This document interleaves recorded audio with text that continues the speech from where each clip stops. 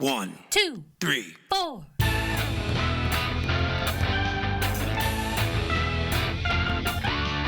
Monster movie. Fun time, go! Monster movie. Fun time, go. Monster Movie. Fun time. Go! Monster movie. Fun time, go. With Precious D and Honeybee. Fun time, go! Ladies and gentlemen, boys and girls, friends and neighbors, welcome to Monster Movie Fun Time Go. I am one of your hosts, Precious D. And I am the other one of your hosts, Honeybee. What's up, y'all? We are two best friends making our way through the history of kaiju movies. We started in 1933 with King Kong, and now we are up to 2009 with a real piece of shit called Mega Shark vs. Giant Octopus from the goddamn Asylum. Goddamn you, Asylum. Curse you. Fuck you. Fuck you all the way to hell, Asylum. God damn. Holy shit. This is the first of 4, maybe 5, depending on how you're counting, Mega Shark movies, though I don't think it's meant to be the same shark in all of them. And I don't think the protagonists are the same in any of them. But I say 5 because the Mega Shark apparently appears in 2025 Armageddon, or Armageddon 2025. I forget the title. There's a movie... the Asylum made a movie to commemorate their 25th anniversary that is a little bit of Giant Monsters All Out Attack or Destroy All Monsters, because it's got a bunch. It's got like the Mega Shark and the Crocosaurus and the maybe the Mecha Shark. It's got a whole bunch of them all smashed into one movie. So there's 4 Mega Shark movies, and then he appears in this other movie. Ugh, God damn it. Let's Honeybee, what are your initial thoughts on Mega Shark versus Giant Octopus? My initial thoughts are honestly like, holy shit, I really expected this to be so much worse than it was. For sure. Like, I really expected it to be way worse than it was. And also, surprisingly, this is probably one of the only movies that we've ever watched. It's not the only one, but I will say it's one of the only ones where I actually ship the people who fall in love. Like, I actually love them together and really think that they should be together. And usually I'm like, oh, for fuck's sake, in these movies. But I really love these two together. Even from the moment that they look at each other like I was like, oh yeah, get it. And I don't know why these particular people, I just thought they should be together. But usually that does not happen. So I was happy about that. Yeah.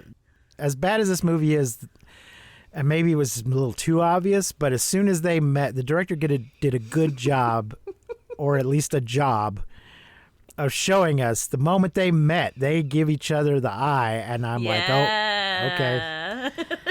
So I say good job. Maybe it was also telegraphing or underlining it too much. I don't know. Okay. But also, I will say the main character of this movie, like, for an Asylum film, I thought the acting in this movie is like the best we've ever seen. For an Asylum film, specifically, specific to that. I really felt like everyone did a all right job in this movie as far as acting goes, especially the 3 main characters. I think they did the best they could with what they were given. That main character is Deborah Gibson, by the way. So let's do our stats here. Jack Perez as Ace Hannah was the director. I didn't know you could do that. And he also wrote it, but under the name Ace Hannah.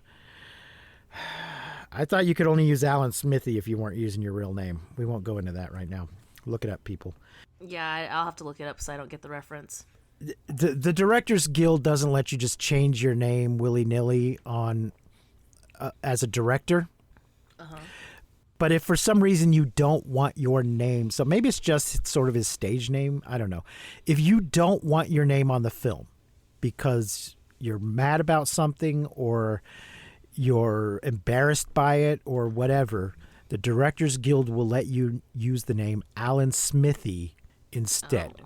And part of that is because the belief that there is no actual person named Alan Smithy, because Smithy is not a real name. Smith is, but not Smithy. And then there's a whole there. So if you look up Alan Smithy on IMDb, you'll see a whole list of embarrassing movies that people wanted their name taken off of. And then there was a.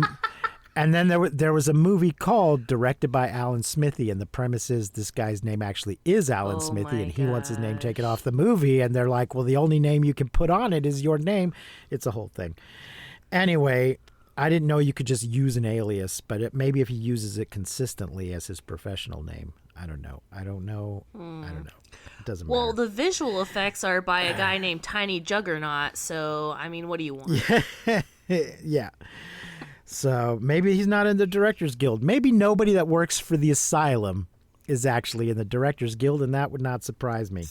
Our cast is Deborah Gibson, sometimes known as Debbie Gibson. She was a pop star. She's a singer as well as being an actor. She's had some hits in the past. She's had some more recently than you might think. But she first came around as like a teen sensation in the 80s. She is Emma McNeil. Lorenzo Lamas as Alan Baxter. You look marvelous. That was his father. That's an old reference no one's going to understand. Vic Chow as Seiji Shimada, a supposedly Japanese scientist. He is an American. He is not Japanese. Well, he's a Japanese American. He is of Japanese extraction, but he is not from Japan. Just stop. Mark It's called Hengst acting. as Dick. That's my problem. We'll get to that. Mark Hengst as Dick Ritchie. His English was just way too good. There's maybe like one point where he sort of puts on an accent for one line. Sarah Lawler as Lamar Sanders. Dean Creeling as U.S. Submarine Captain Stephen Blackheart. What? As U.S. Submarine Sonar Chief. Larry Wang Parrish as Japanese Typhoon Captain. Douglas N. Hachiya as Japanese Sonar Technician. Jay Beers as Pilot Officer. Stephanie Gernhauser as Submarine Commander Francois Riley. Jonathan Nation as Vince, Russ Kingston as Admiral Scott, Cooper Harris as U.S. Destroyer Sonar Technician, Dustin Harnish as U.S. Submarine Helmsman, and Colin Brossard as Radio Man. Oh man, let's just jump into this plot from Wikipedia. Let's Thank you, Wikipedia. do it. Off the coast of Alaska, oceanographer Emma McNeil is studying the migration pattern of whales aboard an experimental submarine she took without permission from her employer. Did you get that in this opening scene? I didn't get it in the opening scene. I didn't get it until Yeah. she was getting in trouble for it. Yeah, which was a little weird not to establish that. And also, why? Why did she need to steal it? It seems like a perfectly reasonable thing that you could just requisition it to do. It made no sense to me. They just wanted to, I guess, show us that she's a bit of a rebel, but it's reckless and stupid. And who's her goofball friend that then kind of disappears? Vince. Okay. Yeah, she has this partner in crime who a third of the way into the movie, a quarter of the way in the movie, disappears, never to be heard from again. Well, he does say he's like, I don't want to get in trouble. I don't want to lose my job. Yeah, Like he but it just does seemed really care weird. about his job. He's very, so he's very important in these first few scenes, and then he's gone. Meanwhile, a military helicopter drops experimental sonar transmitters into the water, causing a pod of whales to go out of control and start ramming a nearby glacier. This is just all nonsense. In the chaos, the helicopter crashes into the glacier, and the combined damage breaks the glacier open, thawing two hibernating prehistoric creatures. we get to see them frozen. I thought that was cool that we got to see them like frozen and like they're like obviously fighting. and then just Yeah. like frozen. And I was like, Right. oh my gosh, it's pretty cool. First of all, I'm a huge shark girl. I like love sharks. They're my favorite animal in the entire world. I have one tattooed on my body. Like, I just really love sharks. So any movie with sharks in it, like, I am about, even if it's really horrible and silly, like, I just love shark movies and sharks in general. So I thought it was I was very excited to watch this movie for that reason, even though I knew it was going to be really fucking bad. But like I said, not as bad as I thought. Not as bad as I thought. Wait, back up. You have a shark tattaoo? Have I Yeah, it not was one of my seen it? first tattoos ever, so you have seen it multiple times. It's on my shoulder. It's on my arm, On on my right arm. Okay. I guess at this point it's just blended in with other things, and I didn't. Send me a picture later. I do not remember this shark. Yeah, it is the It's so first weird. visible tattoo that I got, so I know you've seen it. I got it when I was like 18 or 19. Yeah. Please send me a reminder because I don't. I remember the bee and the cassette tape and the Godzilla, of course. Let's not get off on a tattoo tangent, ladies and gentlemen. I want to say this is very old school kaiju idea, though, that we thought Yeah. out something by accident. That is. Whoopsie. I'm going to take a moment to appreciate that, even though I hated this movie. On the other hand, it means they're breaking no new ground. We're breaking no new ground with this movie. We're just Oh, Yeah, come fuck you on. guys. It's an Fuck Asylum it. film. so McNeil narrowly avoids destruction as, unknown to her, a giant shark and octopus, not a giant squid, which would make more sense. A giant octopus are freed because giant It's squid so are funny a when thing. they unfreeze too. Like when they thaw, they like the octopus. Like it's like the ice breaks, and then the octopus is just like, swim away. Like it just like literally from 1 second to the next, like the ice breaks, and the octopus is just like, oh, I'm free, and just like. Yeah. I think there are things called giant octopuses, but they're giant in proportion to other octopus. I don't think a giant octopus is nearly as big as a giant squid. Giant squids fight with whales, so I don't know why they went with Also, octopus I instead. think- And there's a number of points in the film where that comes up, where Yeah, somebody says yeah. giant and they go octopus. Octopus, yeah. Also, I think it's octopi. I think the octopus is the wrong word, but I'm not- hilarious. I am not certain that there's a definitive correct way of saying that, or octopods might even be correct. I'm not sure. I understand what you're saying, though. I think it's octopi, isn't it? I'm not. I don't know. Anyways, I'm saying who it cares? makes sense. It makes sense that it would be, but I feel like I looked it up once and it was unclear. I don't know.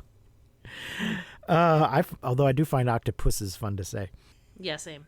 They are anyway. They're freed. Sometime later, a drilling platform off the coast of Japan is attacked by the octopus, which has tentacles large enough to wrap around the entire structure. After returning to Point Dume, California, McNeil investigates the corpse of a beached whale covered with many bloody wounds, and you can tell that she and her associates are scientists because they have white lab coats out on the beach. And lanyards with their picture on them. Yes. That's nice. Yeah. And her employer, Dick Ritchie, well named because he's just an asshole for no reason, believes them to be from a tanker propeller, but McNeil insists they appear to be from a creature. He dresses her down a little for stealing that sub. Yeah, when he was like, "Why are you late?" And she's like, "I couldn't sleep, Dick." I was like, "Is that his name, or are you Right, yeah. just?" The way she said it. Now, the thing is, they do present him as a dick, but she did just steal a submarine and almost get it destroyed because I think as part of this, she's all mad at the Army or Navy or whoever for dropping these sonar things. LFAS.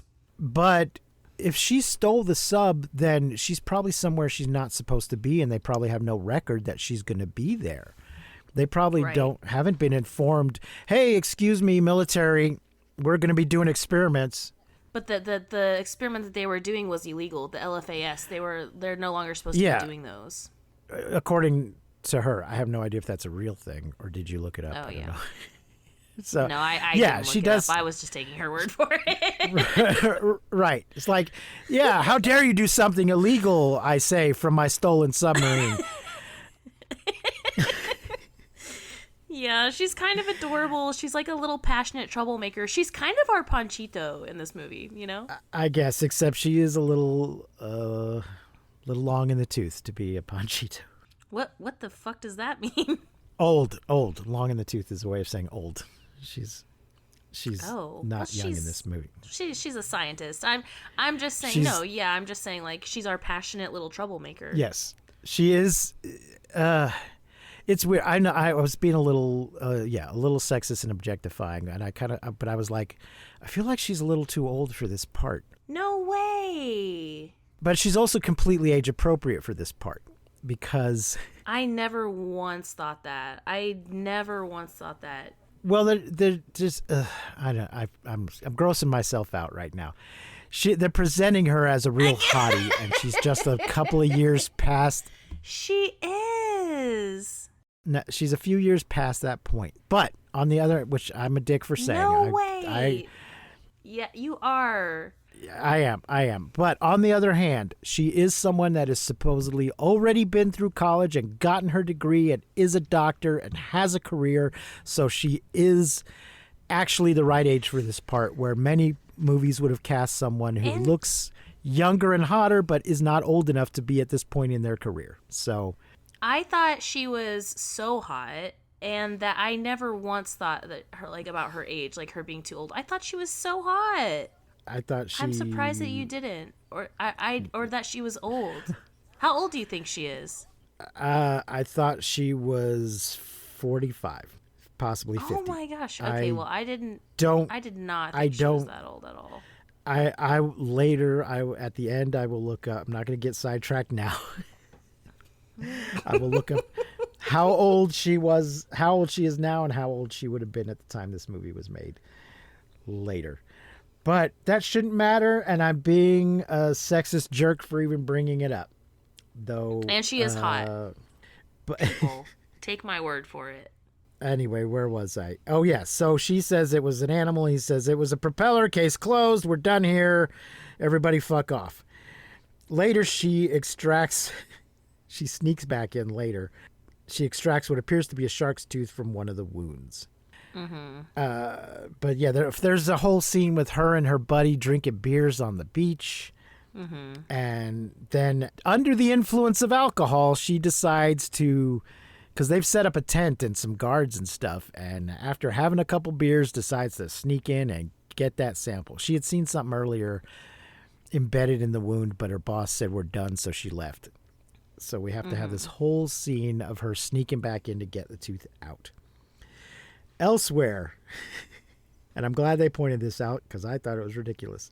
Elsewhere, a huge shark leaps tens of thousands of feet into the air from the ocean and attacks a commercial aircraft. It's amazing. It's so amazing. Before that, though, we get that we get to meet what's his face? What is his name? Senji? Seiji. Is it Seiji? Senji. Yeah, we get to meet Senji because there's like a guy who gets like captured, and he's like, my family doesn't even know I'm not dead. They think I'm dead, and he's like, trust me, I understand. I'm on your side. And then the then the plane, I don't know who that... shark attacks the plane. Yes, an Australian Mexican guy is not Senji. I don't know who the fuck he was. Well, Senji is the one who's like interviewing him, and is like, "Don't worry, yes. I've been here too. I know what you're saying. I'm on your side, or whatever." Yeah, I'm not sure who that guy was. I don't know what his character name was. I'm not sure who he is in the credits here, but he looked very Mexican and sounded very Australian. Yeah, I think he was on the thing that got attacked by the octopus earlier in the movie. Yes. He was the only survivor, I believe. And his family thinks he's dead. He saw the news that said no survivors. He's like, I'm here. I'm a survivor. My family thinks I'm dead. What the hell are you guys doing? Anyway, this shark brings down an airplane. But as I was watching it, I was like, how high is that airplane? It's in the clouds. I'm not buying that it did look just incredible in the most, in a ridiculous way. Yeah. But it must have leapt, and Wikipedia agrees with me, tens of thousands of feet into the air. Yeah, and something to else that snatch this really airplane. pissed me off about this scene was not even the shark attacking the plane. I was happy that the shark attacked the plane because there's like a guy on the plane who's like an entitled piece of shit who's like the plane kind of shakes a little bit, and the flight attendant is like, "Don't worry, it's just an air pocket." And he's like, "Oh, I'm getting married in 2 days." Like, bitch, shut the fuck up, okay? Like, as if anyone gives a fuck, first of all. And second of all, that doesn't mean that, like, if something goes wrong, everyone's gonna be like, "Oh, hold on, this guy's getting married in 2 days, save him." Like, no one gives a flying fuck what your fucking problems are, okay? We're all on the plane together. Shut up. She was also going down the row telling everybody put their seats up. Mm-hmm. So, which says to me that this plane is full of assholes because this pilot has already given them the put up your trays and put your seats back in their upright positions, and half the plane has not done it. So they're all a bunch of assholes, which does mean the plane is coming in. It means that the plane's coming in for a landing, but it also means they're still up in the clouds, so they're not about to come in for a landing. It's just I know I'm nitpicking, but this movie's so fucking bad. Fuck you, Asylum. Well, I'm glad that the shark ate the plane. Is all I'm saying. Yeah, because fuck that yeah, guy it's and full his wedding. full of assholes. A review board convenes and fires McNeil from the Oceanographic Institute for stealing the submarine. And what did you expect, you dum-dum? She brings the shark tooth. But there is like a moment where her boss is like says this thing that I was like, oh, this is supposed to be like a prolific moment because he's like, don't love the ocean too much. It doesn't love you back. Yeah. She brings the shark tooth to her old professor, an Irish creeper, former U.S. Navy pilot Lamar Sanders. He was a Navy pilot. He's clearly Irish, though. I mean, you are allowed to enlist if you're not a citizen, I believe, but that's weird. Who believes it belongs to a megalodon. I say he's a creeper because he's very much, hey, it's my favorite student. How you doing, favorite student? Constantly refers to her as a I didn't think it was creepy. Former student. I just felt like she was his favorite a little inappropriately back in the day. Not necessarily reciprocated, but he just goes on about it quite a lot. I thought it was just like the bad script writing of like them trying to make them like. Yeah, he buddies. isn't playing it creepy. Yeah, it's true. The actor's not playing it creepy. He's not playing it creepy at all. I see what you mean. I was just, yeah. And yeah, constantly calls her my former student. And I'm like, you could say colleague, because he makes a big deal about, oh, don't call me professor, call me Lamar. Then call her my colleague, not my former student. You do that once. I do love their like science-y montage of them like trying to figure out like what the thing is, like it's a tooth or whatever of the megalodon, and like their little like montage of them like doing science-y things. It was very cute. I can't remember what the tooth one was like, but there's one later that pissed me off so much. So they figure out it's a megalodon. God, the one later. Holy shit. They figure out it's a megalodon, or they suppose it's a megalodon, an enormous species of shark believed to become extinct 1.5 million years ago. I will say this movie came out before the Meg, so maybe after the book. I'm pretty sure it came out after the book The Meg was written, but before the movie The Meg. So they're not copying they might be copying the book, but they're not copying the movie. The duo is visited by Dr. Seiji Shimada, a not Japanese scientist trying to determine what attacked the drilling platform. But doesn't first Vince drop the sub footage? First, like Vince drops the footage from the sub before they meet Seiji. I can't remember, but yeah, Vince delivers an envelope with footage from the submarine, but I can't remember when that happens. It's like right after the science montage. Oh, okay.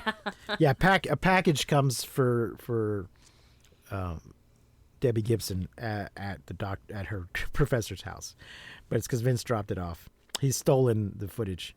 The three review a videotape recording during McNeil's submarine voyage, finding images of both the megalodon and a gigantic octopus.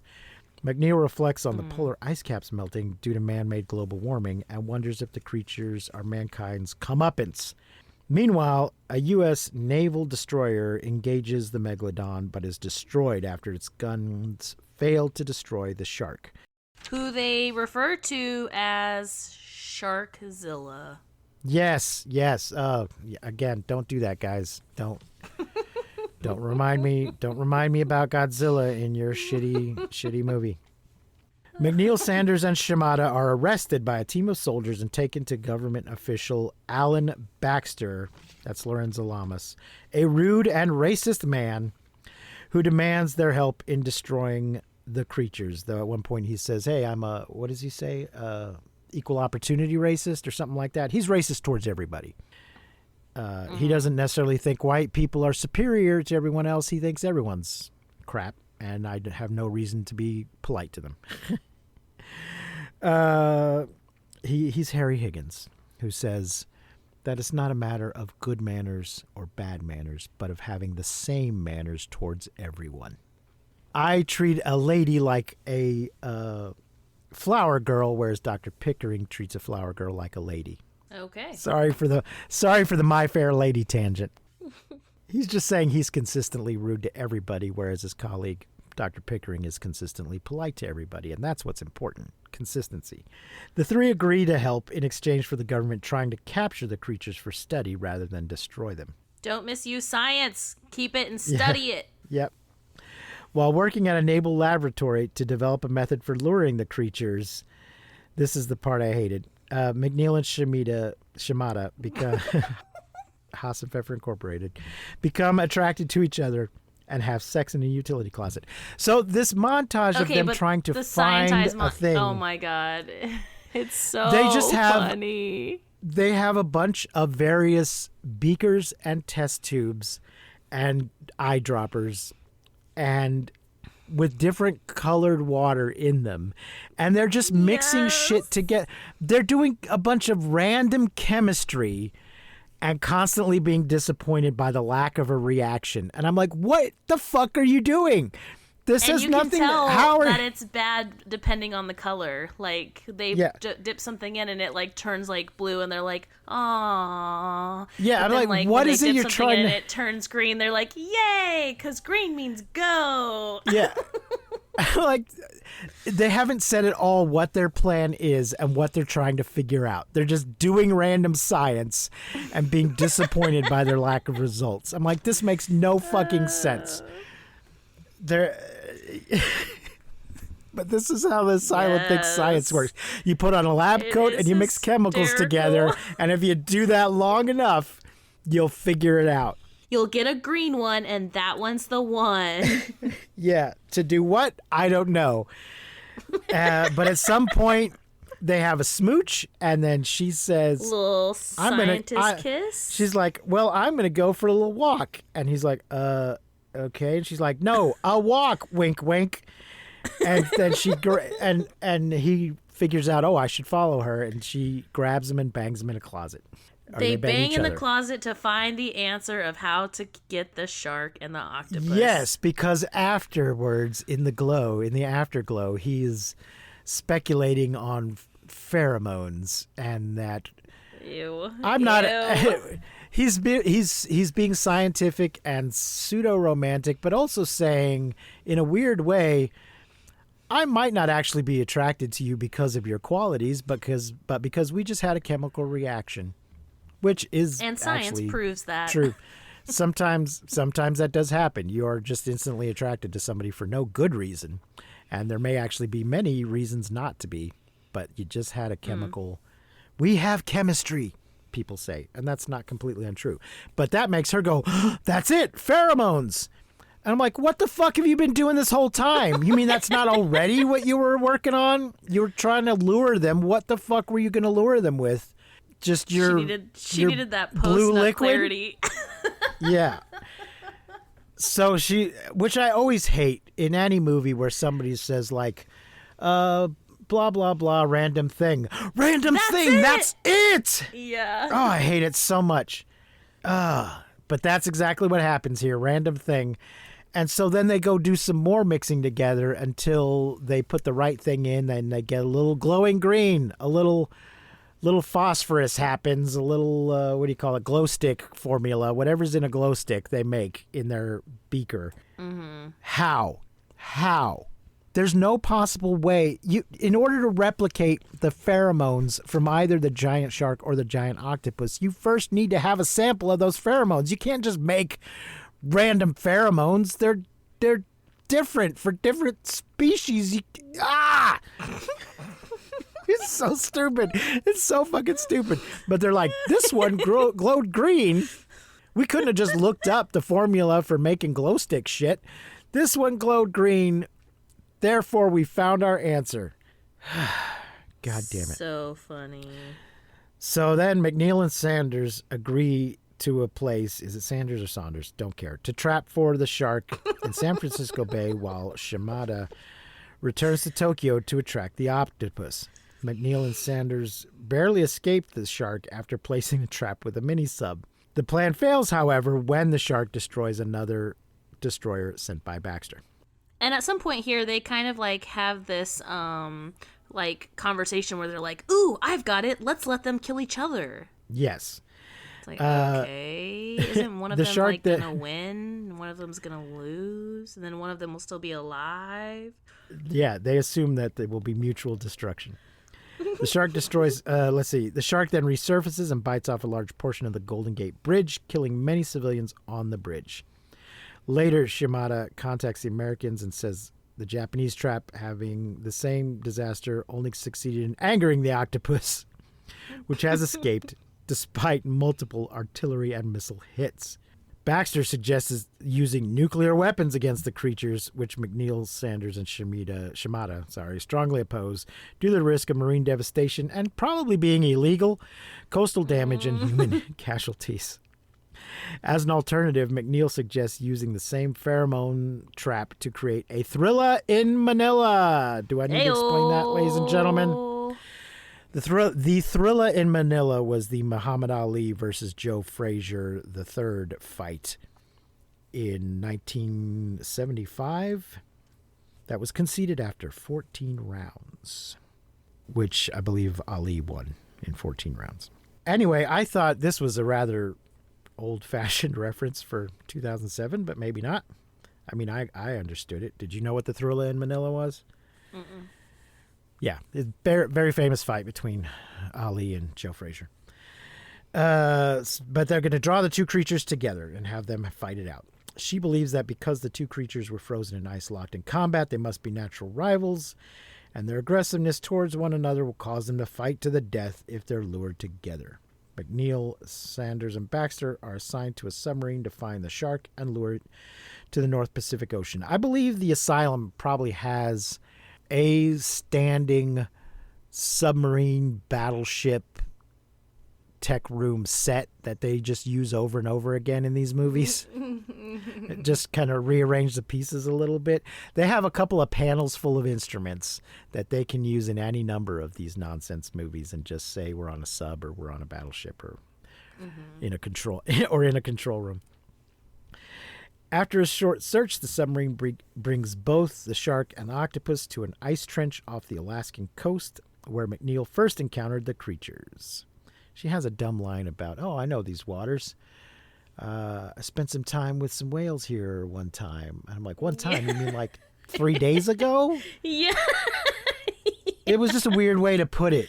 She's rather than just saying recently or last week or whatever, she says one time.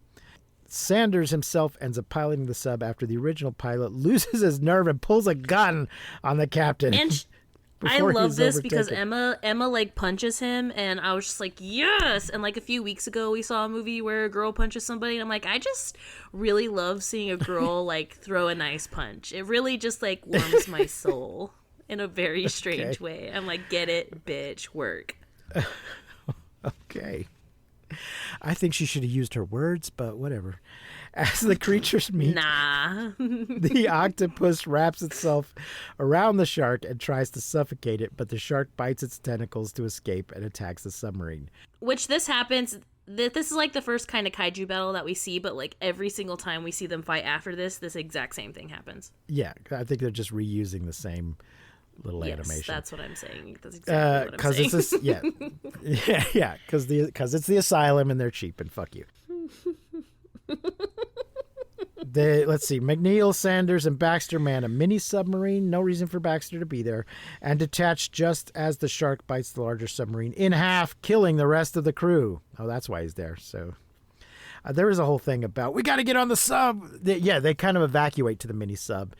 There's not room. They're kind of acting like let's all get on the escape pod sub, and they're like, there's no room for that whole crew. That's a 3-person thing because they're trying to tell the captain, you got to come with us. He's like, no, you go. There's no room for the captain in that sub. Yeah. Plus, he wants to sacrifice himself. Yeah, he's got to go down with his ship. That's what you do.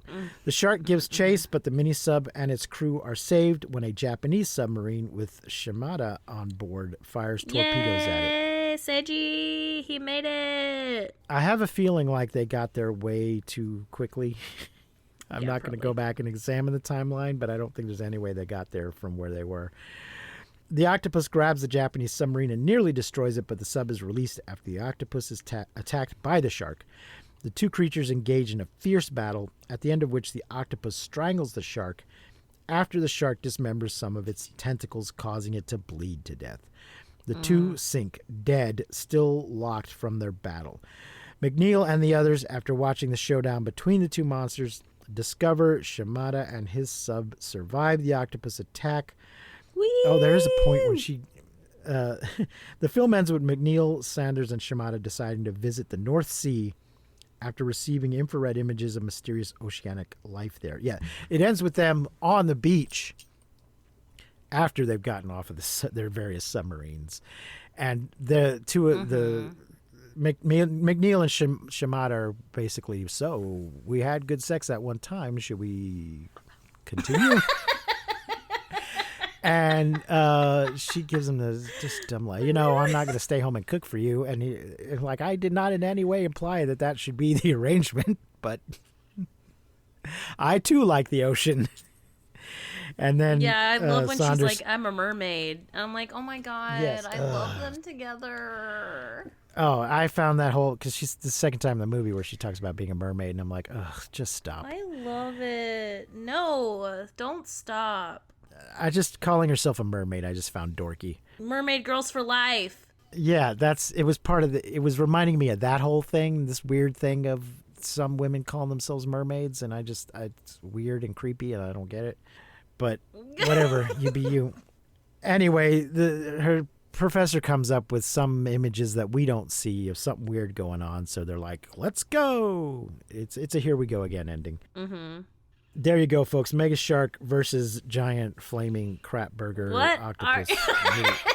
What are you gonna rate it? Oh, it's 1 star. It is a one star. I don't dislike Deborah Gibson. I'm curious to see some other things she's been in. I don't remember much about her music, but apparently she is still making things more. I thought she did a few things as a teenager and was never heard from again, but she's done things much more recently. I'm curious to listen to it. I'm curious to see what real movie she might have been in that maybe is better. That maybe she's been on like fucking Broadway and stuff. So I think I thought she was she's great. maybe been in. I thought she did the best she could with what she was given, but it was shit. Well, I am like I said, I was really shocked that this movie was as good as it was being an Asylum film. So I still think it's a shit movie, but I am gonna give it a 3 because I thought it was okay and I did enjoy it. She was on Dancing with the Stars. I don't think I saw that season. I'll go back and look at it.